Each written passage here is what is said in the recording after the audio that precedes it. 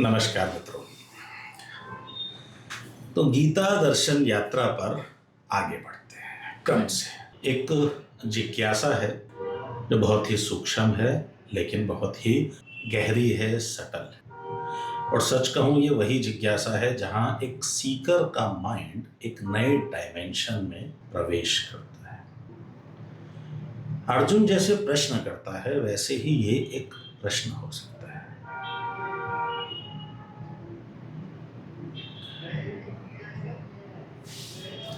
कि क्या शब्द में भी कुछ अशेष का स्पर्श आ सकता है। इसको धीरे धीरे समझने का प्रयास करते हैं।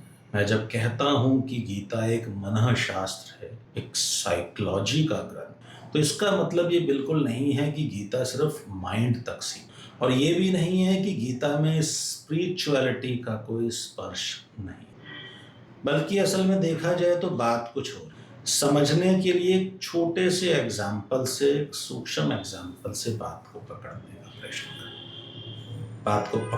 प्रयास करते हैं। चांद को उंगली के इशारे से दिखाया जा सकता है, लेकिन इसका ये कतई मतलब नहीं है कि उंगली पहुंच जाएगी चांद, मात्र उंगली का इशारा पहुंचता है चांद। मैप आपको रास्ते की डायरेक्शन दे सकता है, लेकिन मैप अपने आप में डेस्टिनेशन नहीं। माइलस्टोन आपको बताता है कितनी दूरी बाकी है, लेकिन माइलस्टोन पर पहुंच जाना, मंजिल तक पहुंच जाना नहीं। और गीता भी वही है, एक इंडिकेशन, एक डायरेक्शन, एक प्रीपरेशन है। लेकिन गीता खुद अनुभव नहीं है।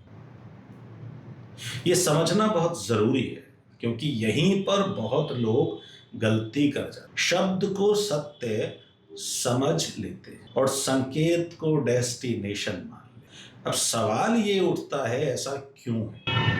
क्योंकि स्पिरिचुअलिटी को डायरेक्टली एक्सप्रेस नहीं किया जा सकता। इसके पीछे बहुत गहरे कारण हैं, और सबसे पहला जो कारण है वो है, जहां स्पिरिचुअल एक्सपीरियंसेस होते हैं वहां विचार नहीं होते, और जहां विचार होते हैं वहां थॉट उस एक्सपीरियंस को कैसे एक्सप्रेस करे। यानी जहां विचार है वहां एक्सपीरियंस है, और जहां विचार है वहां एक्सपीरियंस नहीं है, और जहां एक्सपीरियंस है वहां पर विचार। एक्सपीरियंस अपने अंदर की अनुभूति है, और जो विचार है वो शब्दों का मायाजाल है। तो शब्दों का मायाजाल शब्दों से एक्सप्रेस हो सकता है, लेकिन आपके अंदर की अनुभूति को एक्सप्रेस नहीं किया जा सकता।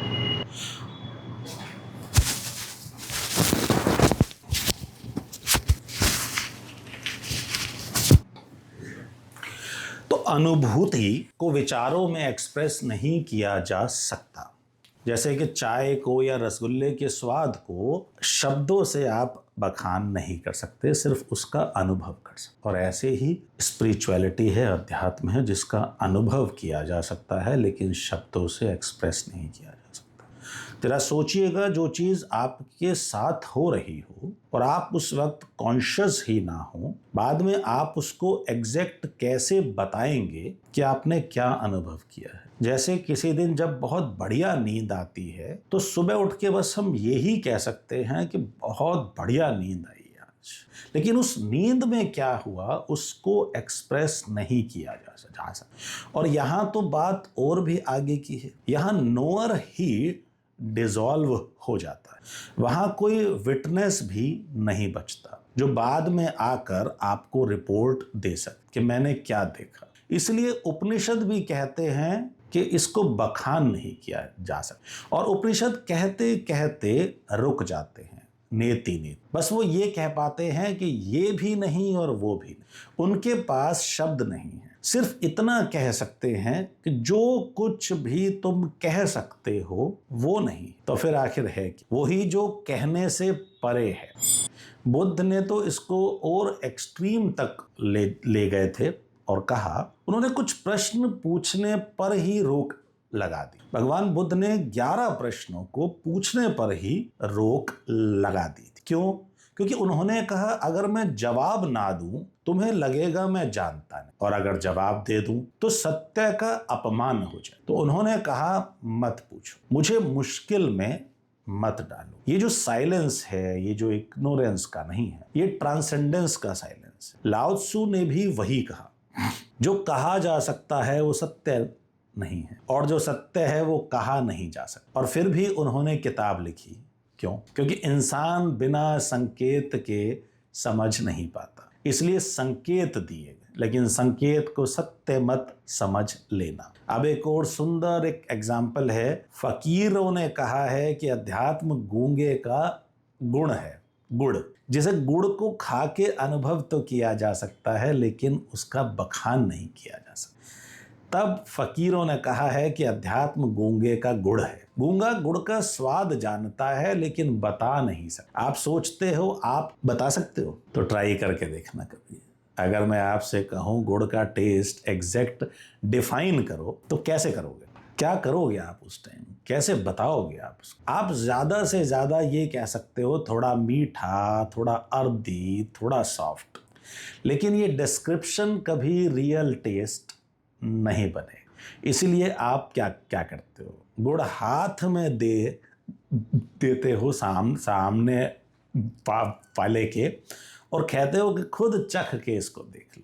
लेकिन ध्यान देना, गुड़ तो हाथ में दिया जा सकता है, आध्यात्म हाथ में भी दिया नहीं जा सकता। वहां कोई ट्रांसफर संभव ही नहीं है, वहां सिर्फ ट्रांसफॉर्मेशन संभव। इसलिए दुनिया का कोई भी शास्त्र आध्यात्म नहीं है। हाँ, कुछ शास्त्र ऐसे हैं जो आध्यात्म की तरफ संकेत करते हैं। गीता उनमें से एक है, और शायद सबसे पावरफुल भी है संकेत की दृष्टि से। क्यों? क्योंकि गीता सीधा वहीं से शुरू होती है जहां इंसान, आप, मैं या अर्जुन खड़े हैं। कहां? Confusion, anxiety, moral conflict, identity breakdown, decision paralysis. जहां हम और आप खड़े हैं, जहां कॉन्फ्लिक्ट है, गीता जी वहां से शुरू होती। यही अर्जुन की परिस्थिति भी है, और यही मॉडर्न ह्यूमन की भी, यानी हमारी आपकी सिचुएशन भी है। इसलिए गीता की अप्रोच प्योरली साइकोलॉजिकल है, लेकिन उसका डायरेक्शन ट्रांसेंडेंट है।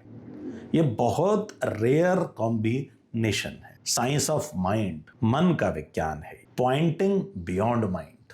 फ्रायड का साइकोलॉजी माइंड पर खत्म हो जाता है। फ्रायड की जो साइकोलॉजी है वो माइंड पर आकर खत्म हो जाती है। वाटसन, पेवलॉव बिहेवियर तक सीमित है। उनके लिए माइंड भी बॉडी का एक्सटेंशन। लेकिन गीता कहती है माइंड है लेकिन अंतिम सत्य नहीं। माइंड एक ब्रिज है, डेस्टिनेशन नहीं। ये ब्रिज ही गीता का डोमेन है। इसलिए मैं कहता हूं गीता साइकोलॉजी, लेकिन ऑर्डिनरी साइकोलॉजी नहीं। ये वो साइकोलॉजी है जो आपको उस जगह तक ले जाती है जहां से क्वांटम लीप संभव है। और उस लीप के बाद वहां ना गीता है, ना कृष्ण है, ना अर्जुन है, ना मैं हूं, ना आप है। वहां सब डिसॉल्व हो जाता है। इसलिए एक बहुत गहरी बात हमेशा याद रखने की है, स्पिरिचुअलिटी को पढ़ा नहीं जा सकता, आध्यात्म का अध्ययन नहीं किया जा सकता, आध्यात्म को जिया जा सकता है, जो हम और आप जीने का प्रयास कर रहे हैं। स्पिरिचुअलिटी को, अध्यात्म को समझा नहीं जा सकता, उसमें उतरा जरूर जा सकता है।